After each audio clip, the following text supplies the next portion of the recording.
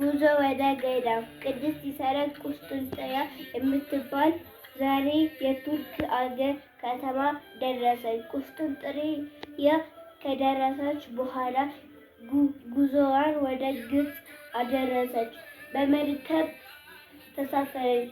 በግብጽ አሌክሳንደር ወደብ ደረሰች። ከጊዜው ወደ ቅዱስ ማርቆስ ቤተክርስቲያን ሄደች። ጧት በዚህ ቤተክርስቲያን ካስቀደሰች በኋላ ቴዎብስታ የሚባል ዲያቆን አገኘች። ከእርሱም ጋር ተዋወቁ። ስሟን በወንድ ስሟ አድርገን ሂላሪዮን እባላለሁ፣ አንቺው በየሀገራችን ጫላ ጫልቱ፣ አበበች፣ በለጠች ብለን ለወንድ እና ለሴቶች አይነት አጠራር ነው። ለሴቶች ሂሳሪያ፣ ለወንዶች ሂላሪያ ይባላል። ሂሳሪያ ደስተኛ ማለት ነው። በግሪክ ኢላሪያ፣ በላቲን ቋንቋ ሂላሪስ፣ በእንግሊዝኛ ሂላሪያ ይባላል። የግሪኩ ተወስዶ ሂላሪያ ተብሎ ተተረጎመ።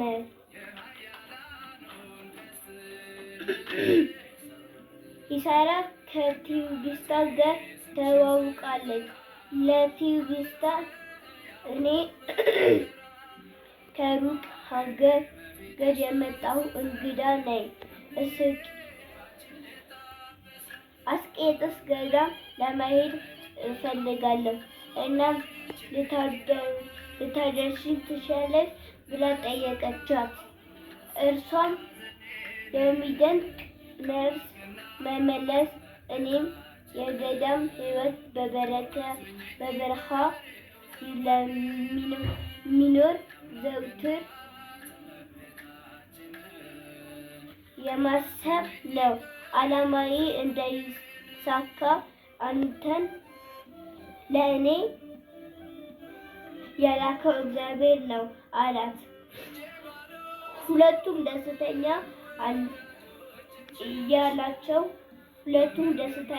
እያላቸው በነጋታው ጉዞአቸውን ወደ ምዕራባዊ የበረሃ ክፍል አደረጉ። በታላቁ ቅዱስ መቃርዮን ገዳም ደረሱ። በዚህ አባ ባምቦ አገኙ። ሂሳሪያ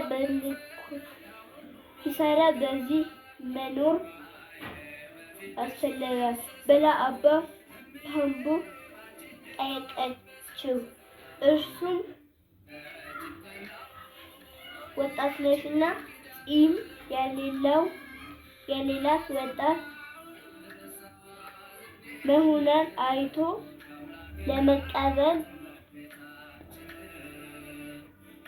አንገራገረ። እሷም ግን በበረሃ መሆን አስፈለጋት ብላ አጥብቃ ወተወተችው። ከጥቂት ቀናት ፈተና በኋላ ቆራጥነቷን አይቶ ከከባዱ የበረሃ ሕይወት ከእርሱ ጋር እንዳይኖር ፈቀደላት።